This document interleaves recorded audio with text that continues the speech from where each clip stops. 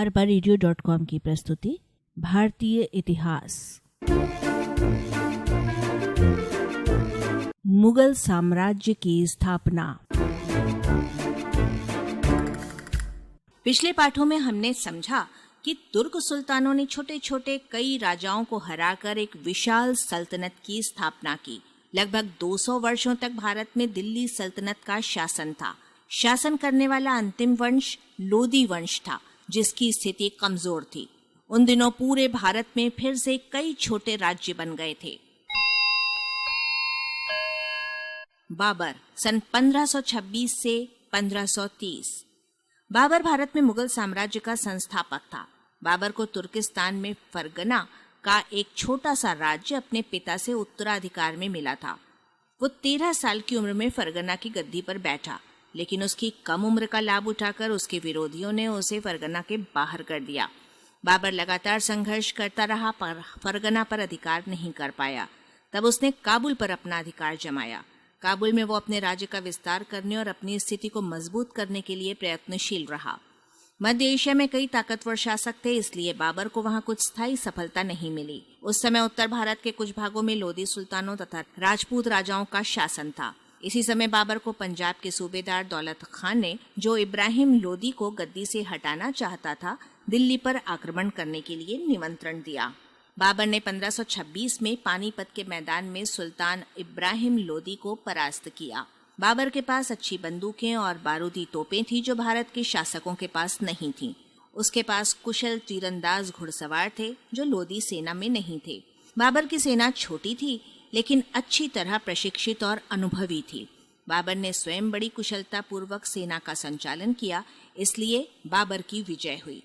बाबर के सरदार भारत में धन खजाना लूटकर काबुल लौटना चाहते थे, लेकिन बाबर भारत में ही रहकर राज्य की स्थापना करना चाहता था। अपनी विजय को बनाए रखने और अपने राज्य के विस्तार के लिए उसने आसपास के कई राज्यों को हराकर उन्हें अपने साम्राज्य में मिला लिया। बाबर और राणा सांगा। उन दिनों राणा सांगा मेवाड़ का राजपूत राजा था। एक विशाल सेना लेकर राणा सांगा ने बाबर को रोकने का प्रयास किया। राणा सांगा अनुभवी और कुशल सेना नायक थे। उसके साथ कई राजपूत राजा और अफगान सरदार मिल गए थे। राणा सांगा की सेना में बाबर की सेना से ज्यादा सैनिक थे। राजपूतों की तैयारी देखकर बाबर की सेना हताश हो गई। उसके सैनिक बिना लड़े ही वापस लौटना चाहते थे। ऐसे में बाबर ने अपने सैनिकों को उत्साहित किया।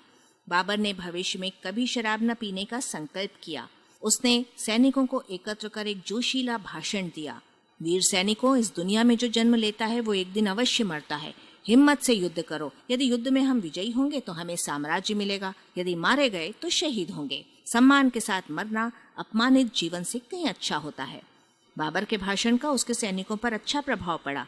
सन 1527 में खानवा के मैदान में भीषण युद्ध हुआ, जिसमें राणा सांगा की हार हुई। राणा सांगा की हार के बाद बाबर के सामने कोई शक्तिशाली शत्रु न रहा। इस तरह बाबर ने दिल्ली में मुगल सत्ता को स्थापित किया। बाबर सुंदर बगीचों का शौकीन था। उसने भारत में मुगल शैली के कई बाग बनवाए। बाबर ने अपने जीवन के अनुभवों को विस्तार पूर्वक अपनी आत्मकथा में लिखा है। ये तुर्की भाषा में है और इसका नाम तुजुक ए बाबरी है। इसे बाबरनामा भी कहते हैं। हुमायूं सन 1530 से 1558। बाबर की मृत्यु के बाद उसका बड़ा बेटा हुमायूं बादशाह बना। पिता के जीते हुए इलाकों को संभालने में उसे काफी कठिनाइयां आईं। हुमायूं को अपने भाइयों के अलावा गुजरात के सुल्तान, राजपूत और अफगान सरदारों के विरोध का सामना करना पड़ा। वो गुजरात और मालवा के प्रांतों को विजय करने में सफल रहा, किंतु पूर्वी भारत में अपना अधिकार स्थापित न कर सका। इस क्षेत्र के अफगान सरदार शेर शाह ने उसे हरा दिया। इस हार के कारण हुमायूं को सन 1540 में भारत से भागना पड़ा। इसके बाद लगभग 15 सालों तक वो भटकता रहा। उसने ईरान के शाह की शरण ली और उसकी मदद से सन 1555 में फिर से दिल्ली में मुगल साम्राज्य की स्थापना की। लेकिन सन 1556 में दिल्ली के पुराना किला में अपने पुस्तकालय की सीढ़ियों से उतरते समय उसका पैर फिसला और उसकी मृत्यु हो गई। शेर शाह सन 1540 से 1545। आप ये जानते हैं कि हुमायूं को बिहार के शेर शाह नाम के अफगान सरदार ने हराया और उसे भारत छोड़ने पर मजबूर कर दिया था। शेरशाह एक अफगान सरदार का पुत्र था। बिहार के सासाराम में उसकी छोटी सी जागीर थी। उसने कई छोटे बड़े राजपूत और अफगान सरदारों को हराया। शेरशाह ने अपने राज्य को सुदृढ़ बनाने के लिए अनेक सुधार किए। उसका एक राज्य अधिकारी राजा टोडरमल ने भू सुधार कार्य में सहयोग दिया। शेरशाह के शासन में सड़कें, सराय और जल व्यवस्था पर विशेष ध्यान दिया गया ताकि आम जनता को सुविधाएं प्राप्त हों, जिन्हें बाद में अकबर ने भी अपनाया और आगे बढ़ाया। शेरशाह ने नए सिक्कों का चलन प्रारंभ किया। पहला था तांबे का सिक्का, जिसे दाम कहते थे। दूसरा चांदी का सिक्का, जिसे रुपया कहते थे।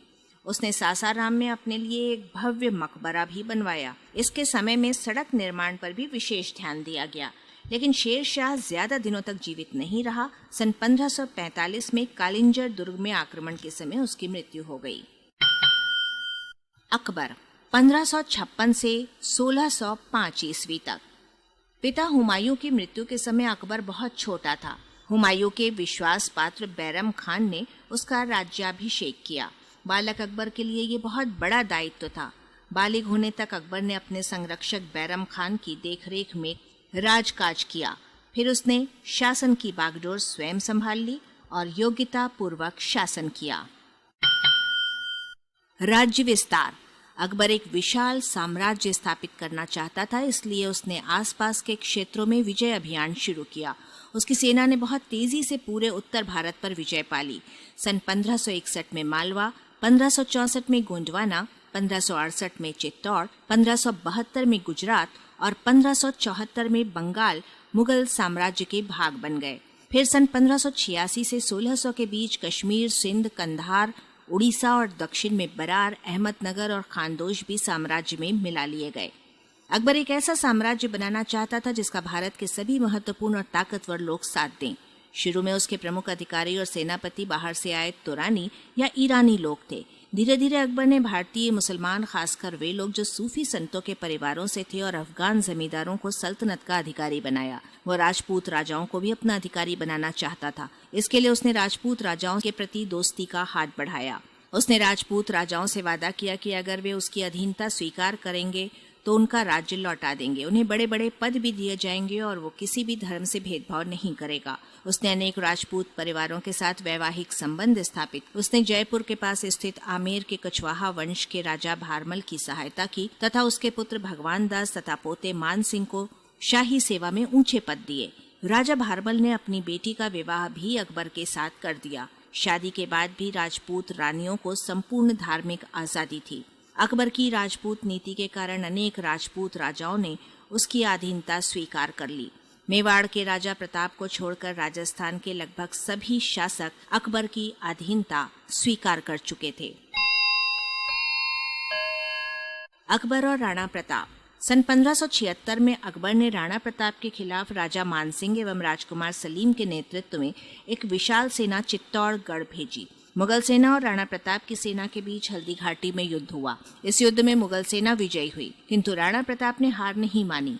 वे चित्तौड़गढ़ की पहाड़ियों में रहकर अपने जीवन पर्यंत मुगलों से संघर्ष करते रहे। उन्होंने अपने मंत्री मेवाड़ के भामा शाह द्वारा उन्हें यानी राणा प्रताप को समर्पित धन से अपनी सेना का पुनः संगठन किया और अनेक क्षेत्रों पर अपना अधिकार पुनः स्थापित करने में राणा प्रताप सफल भी हुए। रानी दुर्गावती और अकबर।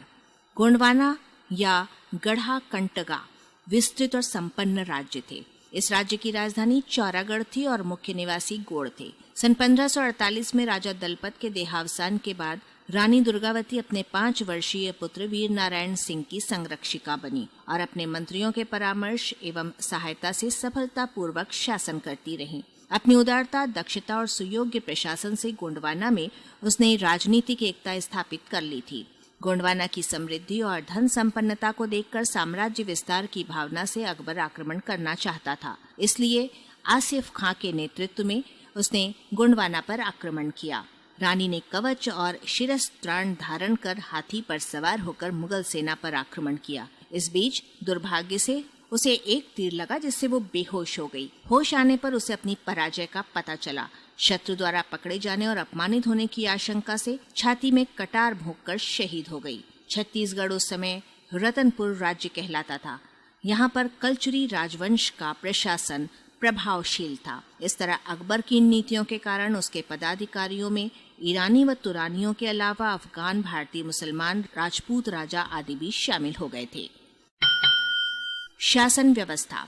अकबर ने अपने विशाल साम्राज्य की व्यवस्था किस प्रकार की? उसने अपने विशाल साम्राज्य को 15 सूबों में बांटा। सूबों का क्षेत्र लगभग आज के प्रदेश जैसा ही था। प्रत्येक सूबा या प्रांत सरकारों यानी जिलों में बटा था और प्रत्येक सरकार बहुत से परगनों यानी तहसीलों में विभाजित था। कई गांवों के समूहों से एक परगना बनता था। अकबर ने केंद्र से लेकर परगना तक जिम्मेदार अधिकारियों को नियुक्त किया। मुगल शासन के अधिकारियों को मनसबदार कहा जाता था। मनसबदारी व्यवस्था। मुगल साम्राज्य में काम करने वाले अधिकारियों व सेनापतियों को मनसबदार कहते थे।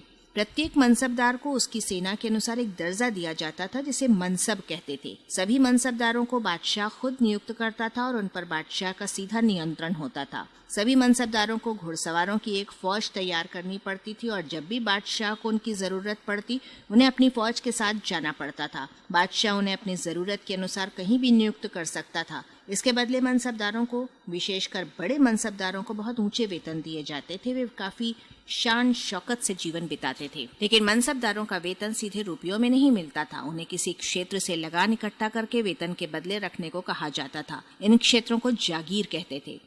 वो मनसबदार उस इलाके का जागीरदार कहा जाता था।